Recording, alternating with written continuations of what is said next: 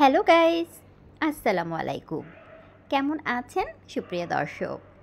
আমার গত ভিডিওতে আপনারা নিশ্চয়ই দেখেছিলেন আমরা সপরিবারে টাঙ্গুয়ার হাওরে ঘুরতে এসেছি। আর সকালে এসে পৌঁছেছি। আমাদের ঘোরার সাথী হচ্ছে এই হাউসবোট। আমরা এখানে এসেছিলাম 14 জন। তো 14 জন মিলে আমাদের এই টাঙ্গুয়ার হাওরে ভ্রমণ। সকালে এসে আমরা সকালের নাস্তা করেছিলাম, তারপরে ড্রেস চেঞ্জ করে এখন সবাই যাচ্ছি টাঙ্গুয়ার হাওরে গোসল করতে। সবাই অনেক এক্সাইটেড, যদিও কেউ সাঁতার জানে না, তবে লাইফ জ্যাকেট নিয়ে সবাই পানিতে নামবে তারই প্রিপারেশন। গোসলের আগে আমরা সবাই আম খাচ্ছি। এই হচ্ছে আমার খালাতো ভাইয়ের বউ বিন্দু। বিন্দু আমার জন্য আর আপনাদের ভাইয়ের জন্য আম নিয়ে আসলো। আমরা দুজন আম খাচ্ছি। সবাই খুবই এক্সাইটেড আমরা এই হাওরের পানিতে গোসল করব। তো আমরা অপেক্ষা করছি, আমাদের বোট যাচ্ছে ওয়াচ টাওয়ারের কাছে। ওয়াচ টাওয়ারের কাছেই আমরা সবাই মিলে পানিতে নামবো। ঢাকা থেকে রওনা দেওয়ার সময় আমি শাড়ি পরে এসেছিলাম। শাড়ি চেঞ্জ করে এখন একটা ড্রেস পরে নিলাম, যেহেতু পানিতে নামবো। রাহাও রেডি পানিতে নামার জন্য, রিদি আসছে। আর আমি চাচ্ছিলাম এই পানির মধ্যে আমার পাটা একটু ভিজাতে। হাউস বোট থেকে আমি যদিও পানিটা ধরতে পারছি না, হাউস বোট থেকে পানিটা অনেকটাই নিচে ছিল। যদিও চেষ্টা করে ব্যর্থ, তবে এত সুন্দর পানি দেখে অনেক ভালো লাগছে। যেমন চোখ জুড়িয়ে গেছে তেমন মনও ভরে গেছে। কী যে ভালো লাগছে সেটা আমি আপনাদেরকে বলে বোঝাতে পারবো না। আর এই যে দেখেন আরও ভালো লাগা কিভাবে প্রকাশ হচ্ছে। আমার খালাতো ভাই রোমান আর তার বউ বিন্দু, তারা কিন্তু ভালো লাগার চোটে টাইটানিক হয়ে গেল। আমরা কিন্তু চলে এসেছি আমাদের ওয়াচ টাওয়ারের কাছে। তবে আমাদের হাউস বোটটা এখানেই থাকবে। ওয়াচ টাওয়ারের কাছে যেতে হলে আমাদেরকে একটা নৌকা করে যেতে হবে। তো আমরা সবাই মিলে একটা নৌকা ভাড়া করলাম ওয়াচ টাওয়ারে যাওয়ার জন্য। একে একে সবাই নৌকায় উঠছি। আমরা যারা আছি এখানে কিন্তু বেশিরভাগ মানুষই সাঁতার জানি না, তাই আমাদের সাথে আছে লাইফ জ্যাকেট। আমাদের সাথে কিন্তু দুইটা বাচ্চাও ছিল। একজন তো খুবই এক্সাইটেড ছিল পানিতে নামবে, আর একজন তো পানি দেখে কান্নায় অস্থির। খালাতো ভাইয়ের মেয়েটা এক্সাইটেড, রাফসানা, সে গোসল করবে, যদিও সাঁতার জানে না, সে একেবারেই ছোট। আর তার ভাইটা আরও ছোট, সায়ান বাবা তো নৌকাতে উঠেই কান্না শুরু করছে চারদিকে অথই পানি দেখে। আমরা যখন ঢাকা থেকে সিলেটের উদ্দেশ্যে রওনা হয়েছিলাম তখন অনেক বৃষ্টি ছিল। এমনকি বাসে যখন আমরা ছিলাম ওই টাইমও সারাটা রাস্তা বৃষ্টি পড়েছিল। আপনাদের ভাইয়া তো মহা খুশি ছিল, এত সুন্দর একটা দিনে আমরা যাচ্ছি টাঙ্গুয়ার হাওরে। সে খুবই এক্সাইটেড ছিল, বৃষ্টি হবে, বৃষ্টিতে সে ভিজবে, এমনকি সে এই পানিতেও বৃষ্টির মধ্যে গোসল করবে। তেমনটা আর হলো না। আমরা যখন ঢাকা থেকে সিলেট এসে পৌঁছালাম তখন অলরেডি রোদ, আর এখনও প্রচুর রোদ। আমরা সবাই ছাতা নিয়ে তারপরে এই ছোট নৌকার মধ্যে করে ওয়াচ টাওয়ারে যাচ্ছি। শুধু রোদ না, এত রোদ যে আমাদের গা পুড়ে যাচ্ছিল। যাই হোক, আমরা চলে এসেছি ওয়াচ টাওয়ারের কাছে।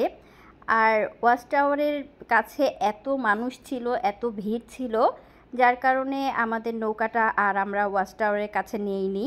যেখানে লোকজন কম, ভিড় একটু কম, সেখানেই আমরা পানিতে নামলাম। তো আপনাদের ভাইয়া নামলো, সজল নামলো, তারপর একে একে বাচ্চাদেরকে নামালো।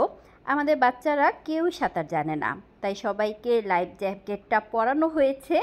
আর পানি যেখানে কম সেখানেই আমরা নেমেছিলাম, যেহেতু তারা এই প্রথম পানিতে নামলো, আর এত পানিতে নামলে একটু তো ভয় থাকেই। যাই হোক, সবাই নেমেছিলাম। আমাদের এই ট্যুরের মধ্যে কিন্তু আমার খালাম্মাও ছিল। খালাম্মা তো খুবই এক্সাইটেড, আমরা যতটা খুশি তার চেয়ে বেশি আমার খালাম্মা খুশি। আমার খালাম্মা একা একা এই নৌকা থেকে পানিতে নেমেছে, সাঁতার কেটেছে এবং একা একাই নৌকায় উঠেছে, যেটা কিনা আমার খালাতো বোন পারেনি। আসল সাঁতারু নামতেছে।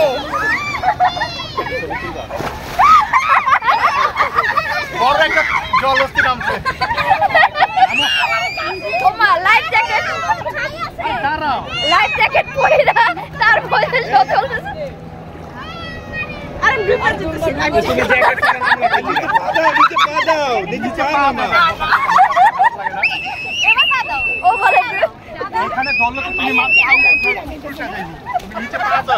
আরে এখানে ঠাই আছে আস্তে স্বাভাবিক হয়ে যাবে। এক এক করে সবাই আমরা নৌকা থেকে নেমে সাঁতার কাটছি, অনেক আনন্দ করছি। সুমি নামার সময় খুবই ভয় পাচ্ছিল, যদিও এই জায়গার মধ্যে ঠাই ছিল। সে চিৎকার শুরু করছিল, সে নাকি ডুবে যাচ্ছে, সে পা নিচে নামাচ্ছিল না, এজন্য তার এত ভয়। আর আমার খালাতো ভাই রোমান, সে কিন্তু পানিতে নামেনি, সে নৌকাতেই বসে আছে। আর তার ছেলে সায়ান বাবা, সে তো পানি দেখে কান্নাকাটি, যদিও তাকে কোলে করে একটু নামানো হয়েছিল। সে এত ভয় পাচ্ছিল, এত কান্নাকাটি করছিল, তারপরে আবার নৌকাতে তার বাবার কাছে দিয়ে দিলাম। আর আমরা দেখেন কি আনন্দ করছি। এই আনন্দ করতে করতে কিন্তু আমাদের সাথে একটা দুর্ঘটনাও ঘটে গিয়েছিল। আপনাদের ভাইয়া এই পানির থেকেই একটা গাছে উঠেছিল, আর রীতি ভেবেছিল পানি থেকে বাবা যেহেতু গাছে উঠেছে, তাহলে গাছে ওঠাটা মনে হয় অনেক ইজি। সে উঠতে যেয়ে পা পিছলে পড়ে যায় আর তার পায়ের একটা নখ উঠে যায়। তো এরকম একটা অ্যাক্সিডেন্টের পরে আমরা আর বেশি সময় পানিতে গোসল করিনি। আমরা সবাই মিলে আবার চলে যাচ্ছি আমাদের হাউস বোটের কাছে। তো হাউস বোটে যাওয়ার সময় আশেপাশে আরও কিছু হাউস বোট দেখছিলাম। দেখতে দেখতে আমরা চলে এলাম আমাদের হাউস বোটে। আর এখন যেহেতু দুপুরের সময়, আমাদের জন্য স্পেশালভাবে রান্না করা হয়েছিল পাবদা মাছ, মুরগির মাংস, সবজি, ভর্তা, আরও অনেক কিছু। এই হাউস বোটে আমরা শুধু 14 জন ছিলাম। তো এই জন্য আমরা আর কেউ কেবিনে বসে খাওয়া দাওয়া করিনি। বাইরে যে লবি ছিল, সেই লবিতেই আমরা প্রতিবেলায় খাওয়া দাওয়া করেছিলাম। তো এখানকার রান্নাটা খুবই মজার ছিল, আমরা অনেক তৃপ্তি করে সবাই খাওয়া দাওয়া করছিলাম। রিদি যেহেতু পায়ে ব্যথা পেয়েছিল, তাই আমরা আর বেশি সময় পানিতে না থেকে তাড়াতাড়ি চলে এসেছিলাম। আমার খালাতো বোন সুমি তার পায়ে ওষুধ লাগিয়ে ব্যান্ডেজ করে দিয়েছিল। আর এখন আমরা সবাই ফ্রেশ হয়ে তারপরে খাবার খাচ্ছি। অনেক মজার খাবার ছিল এগুলো, কিন্তু হাওরের মাছ। যদিও মাছ খেতে আমরা সবাই খুব একটা পছন্দ করি না, মেয়েরা তো মাছ তেমন একটা খায় না। যাই হোক, যেহেতু হাওরের মাছ, তাই সবাই খুব মজা করে এবং তৃপ্তি করে খাচ্ছিলাম। খেতে খেতে কিন্তু আমাদের হাউস বোটও চলছে। এখন আমাদের পরবর্তী গন্তব্য হচ্ছে লাকমাছড়ার ঝিরি ঝর্ণা আর হচ্ছে নীলাদ্রি লেক।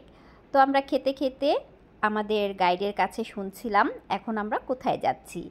এখনও কিন্তু সবাই এক্সাইটেড, যেহেতু লাকমাছড়া যাব, ঝিরি ঝর্ণাতে একটু তো ভিজতেই হবে। আমি তো আবার পানি দেখলে না ভিজে থাকতে পারি না। আমি আর আপনাদের ভাইয়া কিন্তু একই, দেখা যায় আমার কন্যারা পা ভিজায়, পানিতে ভিজে না, কিন্তু আমরা দুজন পুরোটাই ভিজে যাই। আমি যেমন পানি পছন্দ করি, আপনাদের ভাইয়াও কিন্তু আমার মতোই।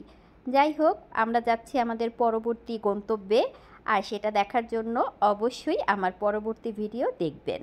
আজ তাহলে এখানেই বিদায় নিচ্ছি, আবার দেখা হবে পরবর্তী ভিডিওতে।